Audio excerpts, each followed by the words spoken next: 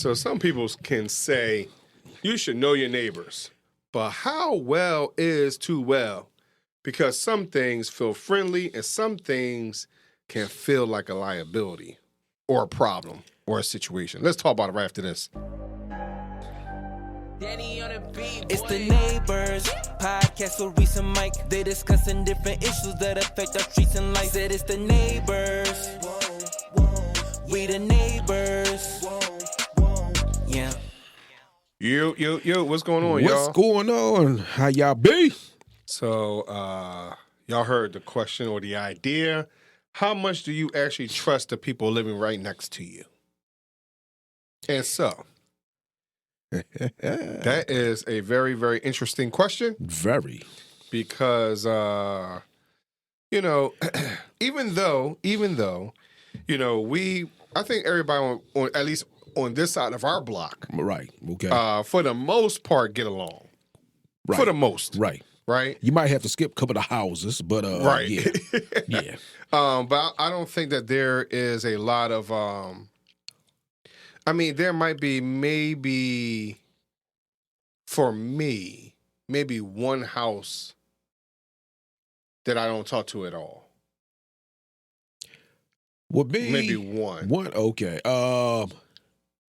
So just to give y'all a heads up, so where Mike and I live, it's a few houses in between us, and then there's two houses on the other side of me, and then there's like a break between all the other houses, right?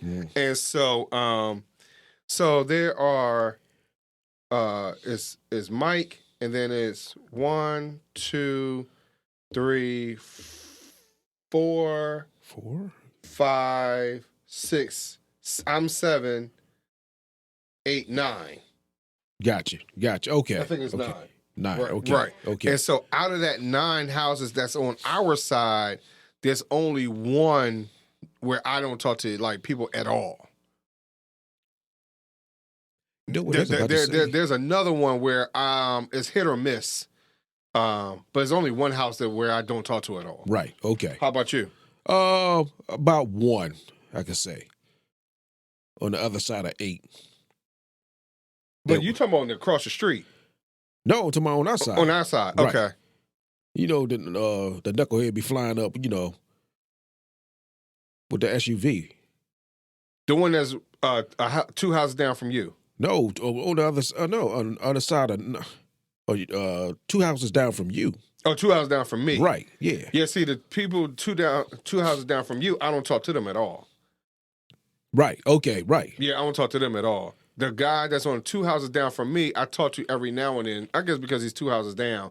And then, like the other day when it snowed, he was out there talking to the other neighbor right next in between us, talking about how he's going to try to shovel her out. And I'm like, yo, like it's nothing but ice and stuff out there. Right. So he was out there trying to, get her back door freed out, and he looked like he was about to die. See, that's what he do. That's what happened. Man, that guy, something's wrong with him. And you part of Best Buy Geek Squad? Oh no. Yeah, I don't know either, man. I do not know. But something is very interesting about him. Very interesting. It's interesting. Yeah. But overall, there's only one group that I don't talk to at all, and I barely even see them. One person did speak to me from the house at one particular time. Okay. But that's because they had lost their cat. They asked if I seen their cat. That was it. Oh. That was it. And so do I trust? I would say I probably trust more than I don't trust. And I trust that people are trying to look out for one another. Right. You get what I mean? Because when people go on trips and all those type of things, we're like, yo, I'm gonna be out for a second. Right. You get what I mean? Right. I think that's key, but I think otherwise, because like someone said to me not too long ago, like, hey, would you give a key to your neighbors? I never thought of it. But it was a thought. Like, do I trust my neighbors enough to give them a key? There'd be some that might be questionable. Well, yeah, but you know what? I would. There's 3 neighbors I give my key to. Yeah, that's what I'm saying. Some would be questionable. Right. I mean, there's others like, all right, if there was an emergency, if I really, really needed it, like, Right. hey, like I could, but yeah. So how about you? You trust your neighbors? 3, yeah. 3 of Three? my children, yeah. No, you know what? Let's see. 1, 2, 3, 4. I would say 4. I would say 4. Definitely. I mean, 4. well, 1, 2, 3. Yeah, 4. I would say 4. Mm-hmm. I would say 4. Definitely 4. Depending on situations, again, some people are kind of iffy. You get what I mean? Right. Or have Right. been iffy recently. Right. You get what I mean? But in the past, it could have been more. There could have been more. I understood. Right. Yeah, it could have been more. But I think that just some of our relationships and all that type of stuff has changed. Yeah, relationship understanding certain boundaries that certain people don't want to follow. Well, yeah, as the old saying, it is what it is. Yeah, it is. You get, and so I think that's part of the, thing. Like, so I trust. I do. Do I? For me, do I feel like our relationships could be better? I think that, like you said, it's about boundaries, right? Yeah. Because to some degree, Yeah. like we know a whole lot about each other. Right, we do. We really do. We really do. There's a lot that we know. Right. That's the truth. And so, there is a group of us that do get together, Mm-hmm. for like a quick party or get together or something like that real quick. And those moments, man, they'd be interesting. Very interesting. They'd be interesting. So, but the thing is, I think what happens is that if it wasn't for some of those get-togethers, like we had to earn each other's trust. Yeah. You get what I mean? Yeah. And I think because of, like you and I, like our kids went to school together. Right. Right? Like the neighbor right next door to me, her daughter's a couple years younger than our kids. So, and she's a single mom or whatever. Right. So it's like, hey, you want to make sure that people like that, like they're taken care of. This is true. Right. Or whatever. Because I know for myself, growing up in a single parent home, sometimes you kind of like, well, dang, like, where the guys at? Like, could they have at least cared at least a little bit? Yeah, you get how what about I mean? that? Yeah. Especially with her having a daughter. Yeah. So it's kind of like, no, you want to make sure that, both of these young ladies are cool. Right. That's just my opinion. That's how, we grew up like that. Right. Right. It's called, you gotta look out. Just basically the old school way. You gotta look out for certain people. You gotta look out for, and she's on that list. Right. So, yeah, I get it. Sometimes, I be seeing a daughter walking to the store. Like, okay. I be looking out like, all right, now, let me, me. Right. Oh, no problem. And I think that's the difference, of, hey, we got to make sure that we have that neighborhood block pride, but it has to start close. Right. And I think regardless of whoever we don't talk to, we know each other's cars. Yeah. Most definitely. Yeah. And I think if there was an issue, we know enough to say, you know what, there was something wrong with your house, right? Right. Like I think we would do something like that. Definitely, right. Even for the ones that we don't talk to. Correct. Yep. So, and I think also when it comes down to it, even though you may not always want to do it, again, I'm just going to go back to the snow vibe, because, look, we ain't getting no younger. No. We ain't getting no younger, but, sometimes you kind of just want like, all right, let me help out a little bit, especially if I can. If you can, right. It took me 2.5 days. Listen, dude. And, Tyrone ain't come out with that icebreaker, me and the neighbor across from me doing that. I'm like, I bet we got this good. I'm like, good. But it's just cool. Like you said, we ain't getting no younger. I mean, and so for me, it's like my Achilles is still hurting me, You know, so it's like, oh my gosh, like I want to go out there and do whatever. Like that night when y'all said, hey, you know, Maurice, let me know when you go outside, right? Right. So, so I did go out the next day. I did go outside. Yeah, but you came right back in. I did. And I looked at her, I'm like, oh, that makes sense. Let her, she used this card. That'll make sense. I mean, she's been using it up until that point, you know. And so, but what happened is that what changed up was, you know, I had gone out there, and I realized for one how hard that stuff really still was. Ooh, man, oh man, you know. And so I'm like, you know what, I'm not gonna play around with it. You get what I mean? Let Mother Nature take its course. And then the other neighbor that said was, you know, he was like, when he come outside, he was like, hey, Maurice, how come you ain't let me know that you was going to come out here? I said, because I hadn't made a decision whether I was going to do it all or not. Right.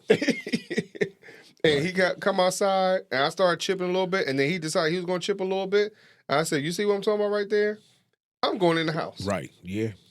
Yeah. He said, well, I'm going to go back in for, I forgot what he was watching, the game, you know. He was watching some game. Right. And I said, that's the reason why I didn't ask for y'all to come out. Oh, yeah, it was a basketball game on there. Yeah. You know, so I'm like, something. Yeah, because when I looked out the door, like Trace, I see your car. I like, then I look at the door, like, wait, especially, you know, you might have to go to work. I'm like, that makes sense. Okay, yeah. Ain't no sense. Yeah, no. She been driving my car, you know, since it snowed. So, and you kind of still saving money on gas because you only got to fill up one car. Right. And the other part is, like I said to her, I said, I would rather for you to take my SUV. Right.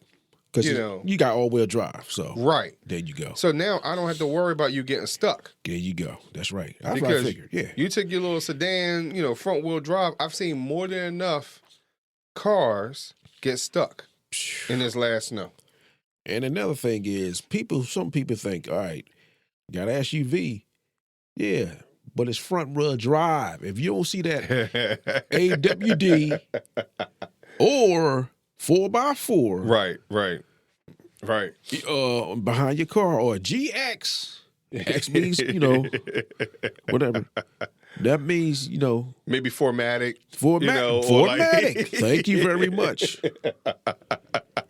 You don't all have all-wheel drive. But see, you know what, though? I think what happens is that people get caught up in being cute, right? Well.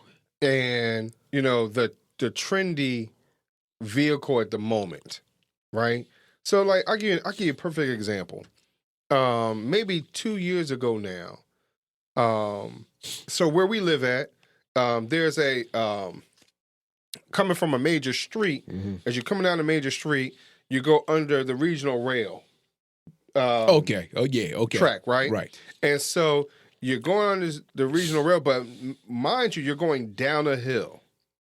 And then as you get to the bottom of that hill to come back up on the other side, like there's a bend. Like it bends a little bit, right? It bends to the right. Oh, it's a little bend. It's not major turn or nothing like that. It's just a nice little curve. Oh, right? Well, a little slight. Okay, a little yield, slight yield. And so this person, for whatever reason, they was either driving a Tahoe or Suburban, one or the other. They were not able to get up this hill to save their life.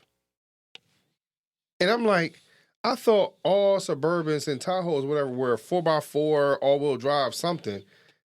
Evidently, they're not. No, they're all rear-wheel drive.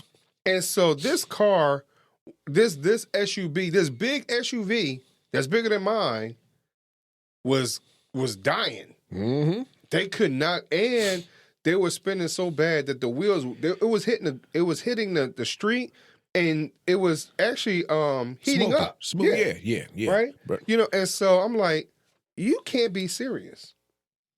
Just like this other guy had a Cadillac, the same thing across the street. I guess he trying to pull somebody out. Had a Cadillac Escalade. That's how you. I'm like, cool. Why you keep gunning it? You're not gonna get up the hill because you don't have all-wheel drive. Right. I mean, and so it looks pretty, but nah, it ain't fun being pretty and stuck. Well, my thing was like, you know, and so for me, I'm like, I'm going all of 15 miles an hour. Yep. If I was doing that. Yeah. And Yeah. I went right up the hill like it was nothing. Like it was nothing. And so my thing is, that, I mean, again, I had always felt that way that if I'm going to get an SUV, it has to be an all-wheel drive, 4x4, whatever it is. Right. The only time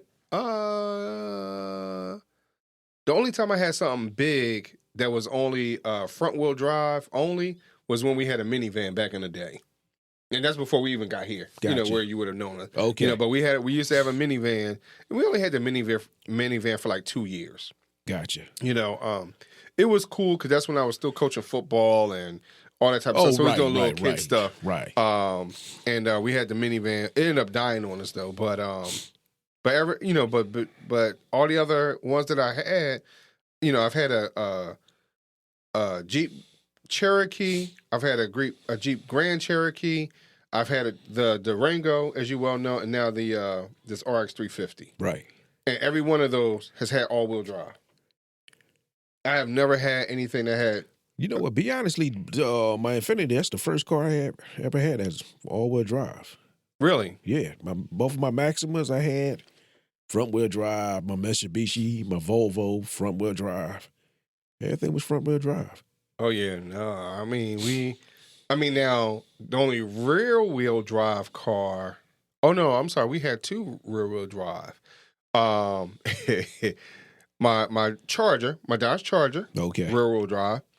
But then, and that's what I learned the hard way about rear-wheel drive. Mm-hmm. Pretty car, it sucked. Yeah. Overall, right? Overall, right. And then, but my very first one was when we had just gotten married. Well, not just, but we had been married for a couple years, and we just had Maurice. Okay. Little Reese. Okay. And my neighbor, he was selling a 1988 Chevy Beretta. And my wife had just gotten her license. And so we were like, you know what? He's only selling it for $800. We're going to buy it. It was nice back then. And so we bought the Beretta. Mm-hmm. So we realized very quickly why it was sitting for a long time. Why he only used it to sell papers out of on Sunday mornings. Oh, okay. That was his paper route car. We learned very quickly. But it was just a matter for her to get to and from. Right. It was really fast. Like, that little Beretta GT. Oh no, that was for something that only had like 124 horsepower back then. That sucker was quick. Oh my gosh, that sucker was quick. Cause I dated a woman chick. She had the Cavalier Z24. Cavalier. Yes. Yep. I was like, she let me borrow it one time. Yeah, going up and down Broad Street. Boom, boom, boom. But it was only 124 horsepower. Right. That joke can move. But, so that's when I learned about rear-wheel drive. I believe that was rear-wheel drive. But it fell apart. Like the muffler fell off. I'm driving, the muffler just going to lay down, decided I wants to lay down in the middle of the street. That's what. But like you stated, that was his, his newspaper route car. Oh yeah, it was. But what I'm getting at, because even I'm going all the way back to, we got married in 2000. Okay. And so, the idea of being around those neighbors, like I've always put forth effort of knowing who the people were around me. Yeah. Because I really wanted to know who to trust, who I could not trust, or whatever. And so, like, I'll give you an example. I had one neighbor right next to me. He, just like, I guess, like you and everybody, some of the other people around, I've always had people like I was around that was older than me. Okay. And so he was, I guess, he had to be a good 10 years older than me because his kids were like 10 years younger than me. Okay. Right? And so, at that time. And so, former military, working at the post office or whatever, and he had given me some advice, and this is where I feel like I could trust. Okay. He had given me some advice. He said, if you're in any relationship, before you walk away, can you sit there and say you gave 110%? And he said, because wifey and I, we were going through our issues. Okay. Newly married, kids, not sure, whatever. He's like, he was like, until you could sit there and say you gave 100%, you can't walk away. Right. And so what it was, he was really trying to drill in me discipline.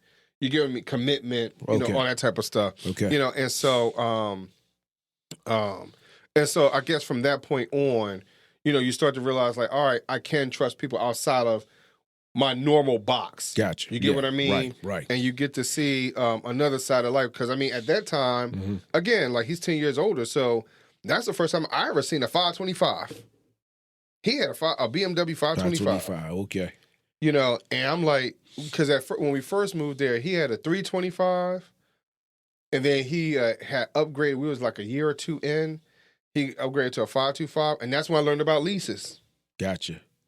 That's when I learned about leases, and that's when I had moved. I had gone from Nissan Altima to a Nissan Maxima. Okay. I had gone from 97 Altima to a 97 Maxima, and he was like, "That's a pretty looking car, but how much did you pay for it?"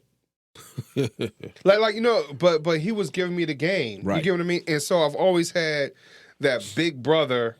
That relationship, People, you get what I mean? Right. Yeah. So, and now, even though the next place I had lived, even though I didn't have the big brother real relationship with that guy, and he didn't look like me, like he was, Caucasian or whatever.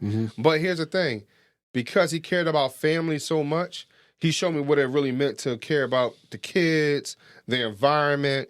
Even like he had a snowplow, like he was snowplow the whole block. Gotcha. Okay. Okay. And so. That's just what he did, So I think I've learned over the years that I've had great opportunities for neighbors, right, and understanding what qualities I'm looking for, right, to say, all right, if I'm like this, can I attract that same thing, right? Like Mr. Rogers said, who are the people in your neighborhood, right? But these things you got to know about, right? You move to a new neighborhood. That's why first you go 2 different times in the daytime and also at night. Right. See how people are, or sit outside, see how the neighbors are, how you greet them, how they greet you, And how you can trust, like you said, you can trust or not to trust. Right. And you go by how they do things around their house, outside their house, how they interact with other people as well. Right. And you just run with that. I'm like, oh, okay, that person cool. Oh, okay. No, I ain't coming over my house. Nah, we good. Now, we got one of those already, Ain't gonna mention across the street. I ain't gonna bring it. I bring a bottle with a quarter of vodka in it, then take it back with you. Yeah. You might as well you better all coming empty-handed. But anyway. Right. Anyway, there'll be another time for that one. I know, right? But I think that's what I have learned over the years. Likewise. Yeah. Especially when you got kids. Right. Especially that's another good test too. So you can trust them around your kids, or the kids can trust you to come to you for certain, like anything, like any emergencies, stuff like that. But and all that do plus throw some respect in there. Right. Got to respect each other. Right. And I think that's part of the issue right now. It's hard for people to respect their neighbor. Yeah. I mean, granted, it's a global thing, right? We're looking at how it's just disrespectful across the globe. Right. It's a whole lot of hatred and all that stuff going on. Yeah. But then you start getting to these neighborhoods, like how do you deal with that in your neighborhood? Yeah. It can be a challenge. Oh yeah, most definitely. It can be a challenge because you come outside like, oh man, especially when you got a beef with certain people. Dude, what they gonna do to me, or what they gonna do to my car, or what they gonna do to my house if I'm not around, right? Or if I'm in the house sleep, what's gonna happen? You don't know. No, you don't. That's why you got certain names you get into it, like you stated. Yo, I'm going away for the weekend, blah blah. Can you watch the house? All right, no problem. Right, got you. Yeah, so all that falls in place on that, but like trustworthy and respect. Oh yeah. So I really want to know what y'all thoughts are about this. Like, do you think you can trust your neighbors? Do you think you can give your neighbor a key? And on that side, I could.